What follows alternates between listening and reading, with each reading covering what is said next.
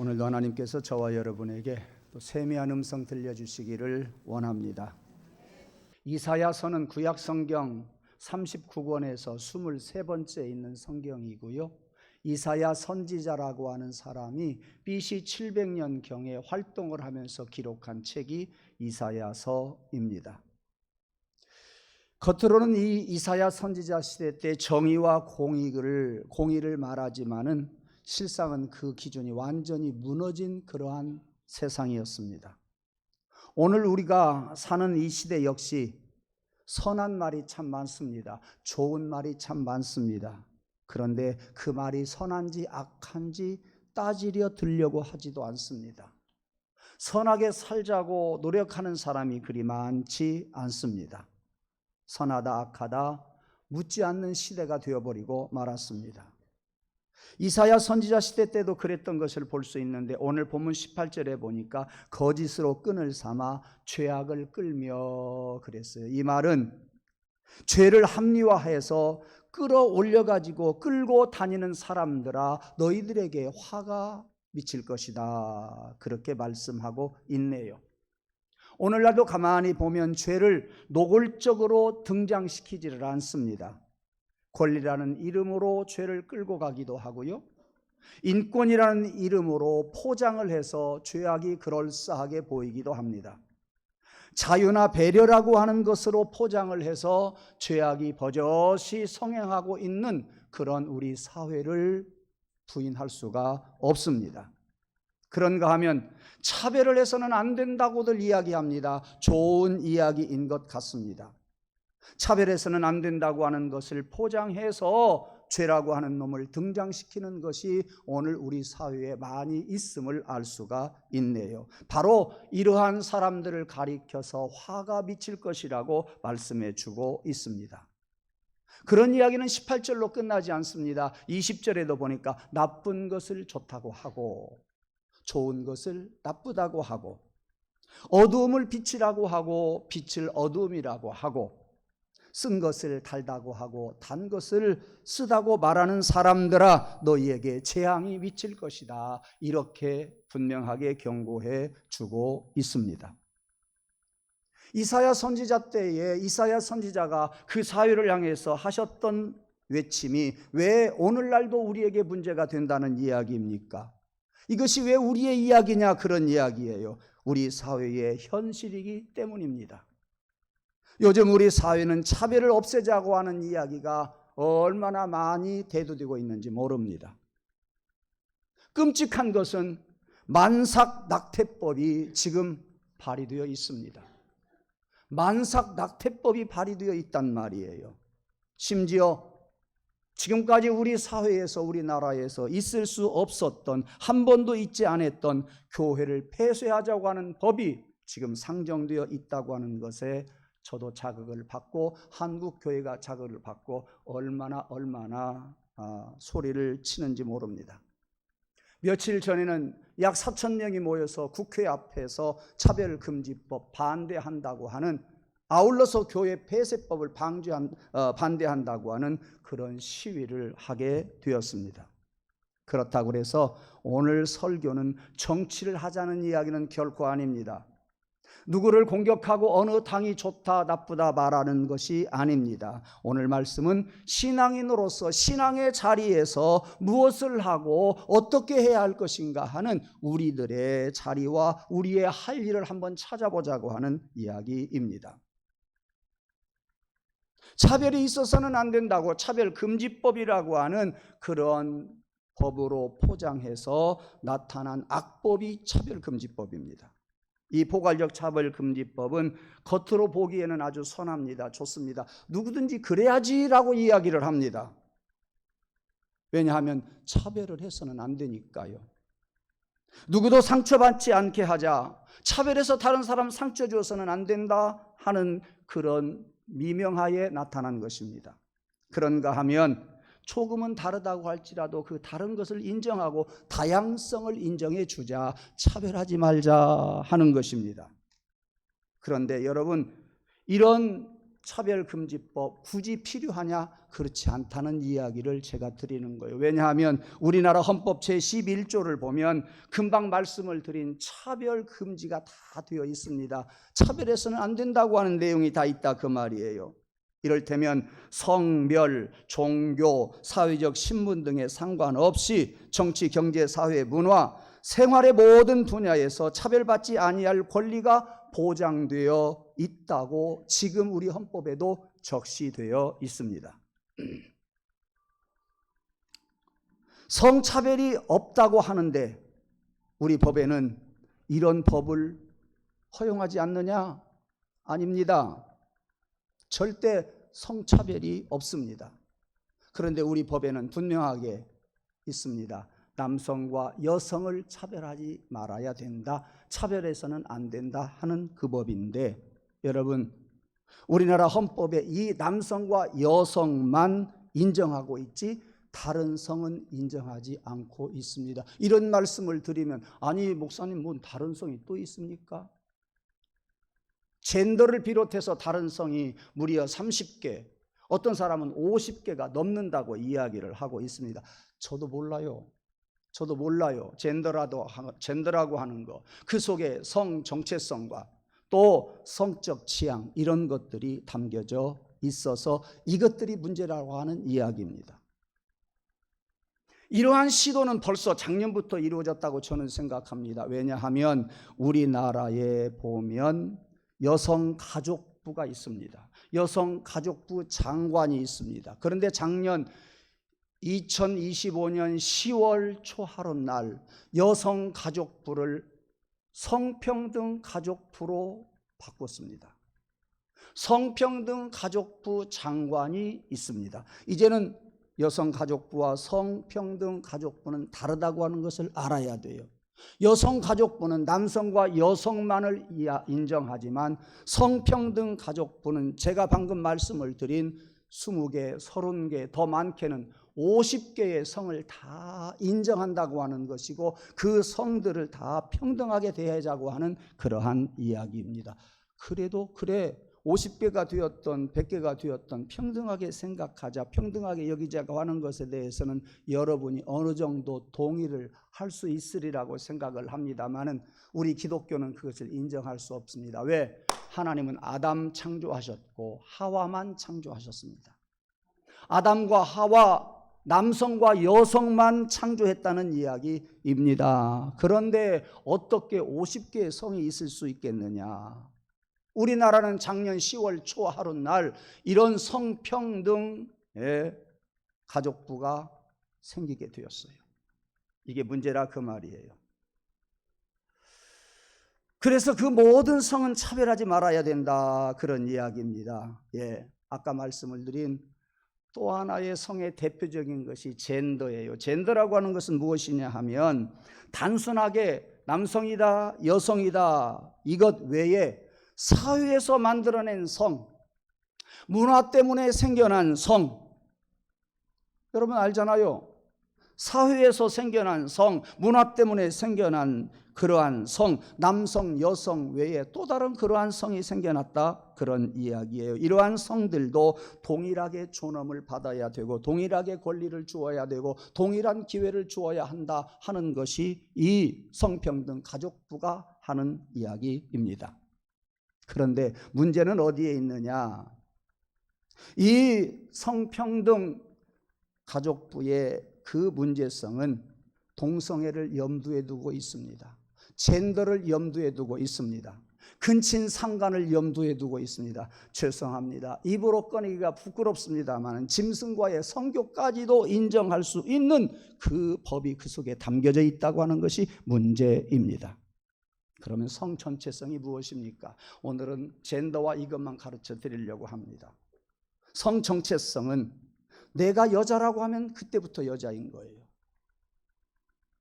내가 분명히 남자인데 내가 여자이고 싶어 하고 여자라고 인정해달라고 하면 그 사람은 여자일 수 있어요.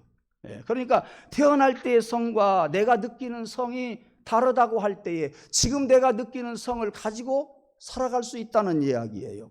여러분 이해가 안 되지요. 저도 이해를 못 하겠어요. 그런데 그것이 현실이라니까요. 우리나라에서는 없었습니다만 외국에서의 사례를 몇 가지 말씀드리겠습니다. 포괄적 차별금지법이 제정된 외국에서 여성이 남성 목욕탕에 가서 목욕을 해도 남성들이 막아낼 수가 없는 법이 그 법입니다. 미국 워싱턴에서 여성 교도소에 가서 남성이 나는 여자이니까 남자임에도 불구하고 여자 교도소로 들어가서 4명의 여성에게 성폭행을 했습니다. 여성 격투기 종목에서 남성이 가서 격투기를 하는데 누가 이기겠습니까? 남성이 우승한 것을 저는 신문에서 보았습니다.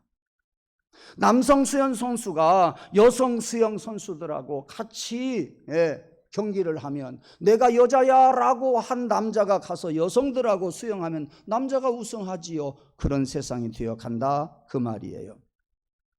심지어 수영 선수들이 같이 탈의를 하고 옷을 갈아입는데 남성들이 있는 그 선수들 틈에 여성들이 가서 옷을 바꿔 입어도 괜찮다고 교육을 시키라고 하는 것이 이게 현실이에요. 그리고 동성애마저 비판할 수가 없다 하는 것이 차별금지법입니다. 이것이 앞으로 올 우리의 현실이 될 것이라는 이야기예요. 이런 포괄적 차별금지법이 2007년도부터 3번까지 국회에 상정이 되었다가 사회에 많은 무리가 생기니까 다시 국회 서랍 속으로 들어갔다가 다시 나왔다가 다시 들어갔다가 3번이나 했는데 금년 1월 9일 날 진보당의 손솔 의원이 또 차별금지법 대표 발의를 했습니다. 저는 그 이야기를 듣고 너무나 깜짝 놀랐습니다. 이제 총선이 앞에 있는데 어떻게 이런 발의를 할 수 있겠느냐? 우리 대한민국의 정서 속에서 어떻게 이러한 발의를 할 수 있겠느냐? 그 당은 아마 민주당은 무서워서 못하는 것 같아요. 진보당은 해도 되고 안 해도 되고. 그러니까 진보당의 손솔 의원이 대표 발의를 했고 2월 27일까지 국민청원 5만 건이 청원이 되지 아니하면 그건 자동적으로 말할 수가 없게 되었는데 27일 날 밤에 우연히 제가 그것을 보게 되었어요. 9시에 10시에 11시까지도 5만 명이 달성되지를 못했습니다. 그러다가 어느 순간 보니까 5만 2천 명까지 올라가서 아마 그 이야기는 국회에서도 활발하게 이야기되어지리라고 생각을 합니다. 일단 그 고비는 넘겼다 그 말이에요. 그런데 차별금지법 중에서도 대단히 중요하게 생각해야 할 것이 바로 이것입니다. 그것은 가정을 파괴하는 법이다. 제가 이러한 이야기를 차별금지법에 관한 이야기를 전에도 설교했는데 기존의 학교를 파괴하는 것이 차별금지법이요. 기본의 가정을 파괴하려고 하는 것이 차별금지법이요.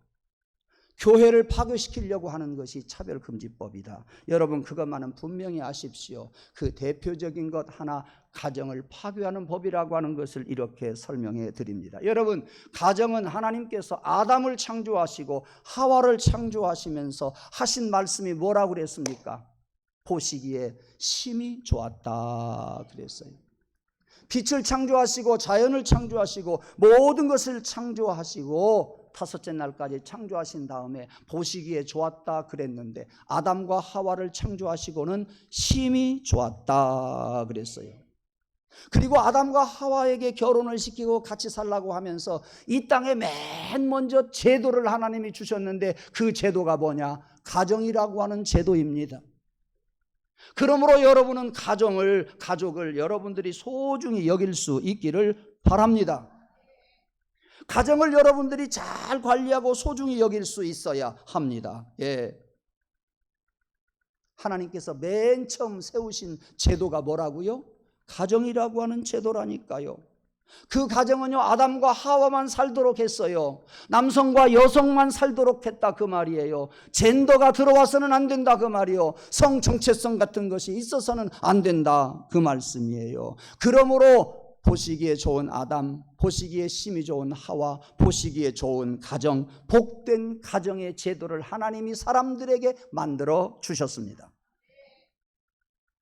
아름답게 만드셨다고 하는 이야기인데 그 아름다운 가정에 아름다운 아담과 하와에게 뭐가 들어왔어요? 다른 성이 그 가정에 들어왔다 그 말이요. 젠더가 들어오고 성 전체성이 들어오고요. 성 차별법이 들어오게 되었단 말이에요. 그래서 그런 것들이 통과가 되게 되면은요, 설교할 때나 세미나 장소에서 자기의 종교 교리를 마음대로 못하게 돼요. 자기의 신념에 대해서 크게 말할 수가 없어요.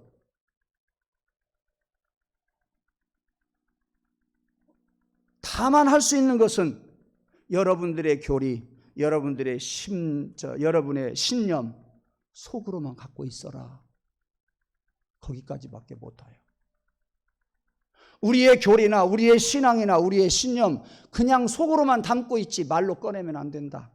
행동으로 해서는 안 된다. 그런 이야기예요. 네. 그러니까 그런 것을 말하면서 차별을 해서는 안 된다. 그런 이야기예요. 그런데 잘 보세요. 여기에 문제가 있다 그 말이에요. 그 어떤 사람 차별하지 않기 위해서 우리 모두가 그 법을 인정하고 차별을 안 해준다고 한다면 나머지 사람들이 불편해요. 나머지 사람들이 역차별을 당한다 그 말이에요. 한 사람 차별하지 않기 위해서 그 사람을 보호하기 위해서 다른 99명이 역차별을 당한다고 하는 것이 이것이 큰 문제인데 차별금지법 속에는 그 역차별도 말하지 말라고 하는 입막음법이 그 속에 있다 그 말이에요. 그러므로 차별금지법은 여러 가지 문제가 담겨져 있다는 이야기예요. 네. 첫째는 우리의 신앙하고 안 맞아요. 기독교 신앙하고 안 맞아요. 성경하고 안 맞는다 그 말이에요. 예. 그리고 이 사회가 고대로부터 지금까지 이 나라 저 나라 할 것 없이 모두가 이런 보편적인 진리 앞에서 살아왔는데 이런 보편적인 진리가 깨져가고 있다고 하는 것이 큰 문제가 아닐 수가 없다. 그런 이야기입니다. 저도 이렇게 하기 싫은 이야기를 하려고 하니까 목이 타네요. 조금 부드러운 이야기 한번 해볼까요? 오늘은 쌀과 보리에 대해서 조금 생각을 하려고 해요. 쌀은 어디에서 나요? 밭에서 나요? 아니요, 논에서 나요. 보리는 논에서 납니까? 아니요, 밭에서 납니다. 쌀은요, 여성의 성질을 가지고 있어요. 보리는 남성의 성질을 가지고 있어요. 여성 성질을 가진 이 보리, 쌀은요, 여성 성질이 있기 때문에 수염이 없어요. 보리는 남성의 성질을 가지고 있기 때문에 수염이 있답니다. 예. 제 이야기가 아니고요. 지난 월요일 날 나이 80이 넘은 분이 이걸 보내왔어요. 그래서 조금 재미난 것 같아서 지금 이야기를 하는 거예요. 여러분 차별금지법 때문에 긴장을 했잖아요. 조금 풀어드리려고 이야기하고 싶어요. 예. 여성 성질을 가진 쌀밥은 부드럽잖아요. 여성 성질을 가진 쌀밥은 감미로워서 먹기가 좋아요. 그러나 남성 성질을 가진 보리밥은 저도 먹기 싫어요. 씹어보면 이빨은 이빨대로 돌고 보리는 보리대로 돌고 웬만큼 씹어야 씹어지지 않아요. 한참 씹어야 씹어져요. 예. 하여튼 쌀밥은 부드럽고 감미롭고 여성 성질이 있어요. 보리밥은 거칠고 쌀밥처럼 달콤하지 않는 그러한 남성 성질이 있어요. 신기한 것은요, 남성인 보리는, 남성의 성질을 가진 보리는 어디에서 자라요? 여성의 성질을 가진 밭에서 자라요. 그러지요? 여성의 성질을 가지는 벼는요, 어디서 자라요? 남성의 성질을 가진 논에서 자라요. 저는 밭전자를 이렇게 쓰죠. 답은 어떻게 써요? 논은 어떻게 떠요? 물 숫자 밑에 밭전이 있어요. 여성 성질을 가진 쌀은 남성 성질을 가진 논에서 자라요. 그러죠? 네. 남성 성질을 가진 보리는 어디서 자라요? 여성 성질을 가진 밭에서 자라요. 신기하지 않아요? 좀 신기한 것 같아요. 다시 말하면 남성은 여성의 밭에서 생존할 수가 있다. 여성은 남성의 논에서 생존할 수가 있는데 신기하다. 하나님의 섭리예요. 예, 재미있는 현상이에요. 남성은 여성이 있어야 하고 여성은 남성이 있어야 된다는 이야기입니다. 그래야 살아갈 수가 있다는 이야기예요. 이것은 곧 남녀 간에 서로 다른 이성이 없이는 살아갈 수 없다. 보리는 남성의 성질을 가진, 보리는 여성의 성질을 가진 밭에서 같이 생존할 수 있어요. 마찬가지예요. 또 하나 흥미로운 것은 여성의 성질을 가진 벼는요, 어릴 때 어디서 자라요? 젊은 사람은 잘 몰라요. 못자리에서 자랐다가 나중에 논에 갔다가 심어요. 요즘은 못자리라고 안 하고 묘판이 있어요. 묘판에다가 심었다가 그것을 기계로 다 딸꾹딸꾹 갖다가 심더라고요. 다시 말하면 벼는 시집 가야 제대로 살 수 있어요. 어려서 제가 못자리 보니까요, 못자리가 조금 남아서 한쪽에 그것을 놓아둔 걸 보니까요, 자라지도 않아요. 자라지 50cm도 안 자라요. 거기서 조금 있다가 누렇게 변해서 죽어요. 못자리에서 자라는, 묘판에서 자란 벼는요, 어디로 가야 돼요? 논으로 가야 돼요. 한번 옮겨 심어야 돼요. 여자는요, 한번 시집 가야 된다니까요. 그게 그 말이요. 여자들 마치 시집 가는 것하고 똑같아요. 그러니까 시집 가세요, 빨리. 지금 골라서 가려다가 지금 가면 골라서 갈 수 있어요. 조금 있다가는 어떻게 해요? 어쩔 수 없이 가요. 더 늦게 가면은요, 말하지 않아요. 제추로 가요. 빨리 시집 가세요. 앵간치 고르고 빨리빨리 가세요. 빨리 시집 가야 돼요. 여기 아가씨들이 몇 사람이 있는데 빨리 시집 가세요. 근데 남성인 보리는 어때요? 묘판에 있다가 시집 가요? 남성인 보리는 시집 안 보내요. 그냥 그 자리에 밭에다가 심었으면 거기서 자라요. 거기서 추수할 수 있어요. 옮기지 않고 계속 살아갈 수가 있다는 이야기예요. 근데 뭐는 안 옮기면 죽는다니까요. 살고 안 살고 하는 것이, 열매를 맺고 안 맺는 것이 중요한 것이 아니라 죽냐 사느냐 문제라니까요. 빨리 시집 가야 돼요. 이들 상태는요, 여자는 시집을 가서 살아야 정상적인 삶을 살 수 있다.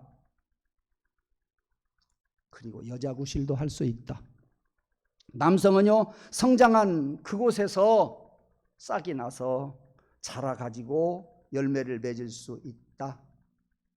다른 점이 바로 그것이에요. 그런데 저는 그것보다도 다음과 같은 이야기가 은혜가 되네요. 벼와 보리는요, 어릴 때 잘 자라나면서 벼와 보리는 똑같이 고개가 뻣뻣하다가 자라요. 그러다가 보리는 끝까지 뻣뻣해요. 그렇죠. 보리는 끝까지 뻣뻣해요. 아는 사람은, 이제 귀 있는 사람은 들을 거예요. 그러나 벼는 어떻게 해요? 자라다가 가을이 되면 어떻게 해요? 그 벼 이삭이 알맹이가 맺어져요. 무거워요. 그럼 어떻게 해요? 고개를 푹 숙여요. 저는 황금도 노래서 좋지만 김제 들녘을 바라보면서 제가 느낀 것은 벼 이삭이 얼마나 잘 익었는지 황금보다도 더 노랗구나. 금은요 못 먹어요. 황금은 나락은 먹을 수가 있어요. 얼마나 귀한지 몰라요. 그래서 그런지 몰라도 황금보다도 더 빛나는 노란색이 바로 벼로구나. 이건 철 들어야 이해할 거예요. 철 들어야 이해를 하실 거예요. 하여튼 벼와 보리는 어려서는 뻣뻣하게 고개가 뻣뻣하게 자라다가 보리는 끝까지 뻣뻣하고요. 벼는 어떻게 해요? 나중에 익어가면 고개를 숙여요. 다시 말하면 보리의 성질을 가진 남성은 어떻게 생겨먹는 것인가? 끝까지 뻣뻣해요. 남자 고개 숙이리라 생각하지 마세요. 남자 고개는 안 숙여요. 이게 하나님의 섭리인 것 같아요. 고치려고 할 것도 없어요. 고치려고 하면 속상하고 더 불협화음이 더 생겨요. 남자는 젊으나 늙으나 고개 안 숙여요. 그러나 여성은 나이가 들고 교양이 갖춰지고 속이 차면 고개를 숙여요. 자기를 낮추는 미덕이 있다, 그런 이야기예요. 남자들, 여성들에게 박수 한번 보내주세요. 박수 안 치는 사람은 모른다는 이야기요? 박수 안 친다는 사람은 그 불만이다 그 말이요? 아니요. 진짜 여성들은 그게 아름다움이에요. 예. 이런 여성들의 품성을 갖춘 여인, 이를 향해서 나는 신앙 안에서 이야기하고 싶어요. 세상 사람들이 말하는 현모양처가 아니라 하나님이 보실 때 현모양처다, 이렇게 표현하고 싶어요. 이렇듯 여성인 벼는요, 익을수록 고개를 숙이듯이 나이든 여성은 남성들의 고개 숙이지 못하는 것까지도 알아줘요. 고치려고 해도 안 고쳐진다고 하는 거 잘 알아요. 그럼에도 불구하고 여성들은 고개를 숙여주어요. 예. 익을수록 고개를 숙이는 거, 이거 여성들은 하나님께서 주신 축복으로 아시기를 바랍니다. 예. 남자들 여자들한테 이런 이야기 한번 하시죠. 부부가 앉아있으면 더욱 좋겠어요. 내가 당신 때문에 살아. 시작. 뭐 여자가 그래. 여자가 아니라니까 남자가 여자한테 해야 된다는 이야기예요. 예. 하나님이 그렇게 만들었다 말씀이에요. 예. 여인들의 그런 성품 때문에 가정이 화평해질 수 있어요. 남자 여자 보리와 쌀과 똑같이 고개가 뻣뻣해봐요. 그 가정은 깨진단 말이에요. 예. 변함없이 여성들이 고개를 숙이고 꽉 찬 심령을 가지고 하나님이 그렇게 만들었기 때문이야 하면서 가슴은 치지만 하나님이 만들어주었기 때문에 그럴 수 있지라고 이야기하면서 머리 숙이는 여자 때문에 가정이 화목하다 하는 것을 여러분이 아시기를 바랍니다. 벼 이삭이 끝까지 고개 뻣뻣해봐요. 그거 쭉정이밖에 안 돼요. 쭉정이밖에 안 돼요. 예. 고개를 숙일 줄 모르는 여인 또한 속이 차지 못한 경우와 똑같다. 가정의 화목은 그러므로 아내에게 달려있다. 가정의 화목은 고개 숙일 줄 아는 아내에게 달려있는데 하나님이 고개 숙이도록 그렇게 천성적으로 만들어 놓으셨어요. 남편을 굴복시키려고 하는 생각이나 남편에게 맞서려고 하는 생각보다는 익은 벼가 고개를 숙이듯이 져주면서 미소를 보내고 남편에게 뻣뻣한 보리에게 져주면서 부드러운 무기를 가지고 그리고 애교라고 하는 그 무기를 가지고 다가갈 때 그 가정은 화목하게 될 줄로 믿습니다. 남자들이 듣기 좋겠지요. 예. 예. 그러나 아세요, 남녀가 평등하다고 하는 말, 남자가 여자가 똑같은 일을 해서 똑같이 시작해서 똑같이 마치자는 이야기 아니요. 혹시 여자들 남자와 여자가 평등하다고 그렇게 생각하는 사람이 있으면 그래, 지붕 올라가서 못 박아요 같이.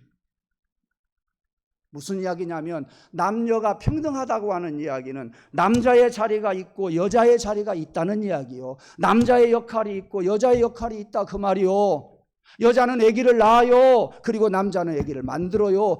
역할이 달라요. 남녀 평등은 똑같이 시작해서 똑같이 하고 똑같은 날 어른 되었으니까 똑같이 하자 이게 아니라 여성의 자리가 있다, 남성의 자리가 있다, 여성의 역할이 있다, 남성의 역할이 있다. 이것이 남녀 평등을 이야기하는 거예요. 그러므로 남편으로서의 책임과 의무가 있으니 다 해야 되고 여성으로서의 아내로서의 책임과 의무가 있으니 그것을 다 해야 된다. 이것이 행복한 가정입니다. 하나님이 그렇게 살아갈 때에 보시기에 좋은 가정이라고 말합니다. 간절히 원합니다. 우리의 믿음 가지고 여러분에게나 여러분의 자녀들에게나 여러분의 손자들이 젠더라고 하는 그런 것을 끌어들이지 않는 가정이 되기를 원합니다. 성정체성이라고 하는 것을 끌어들이는 자식들 없기를 원하고 성정체성이라고 하는 그런 것을 끌어들이는 손자가 없기를 간절히 원합니다.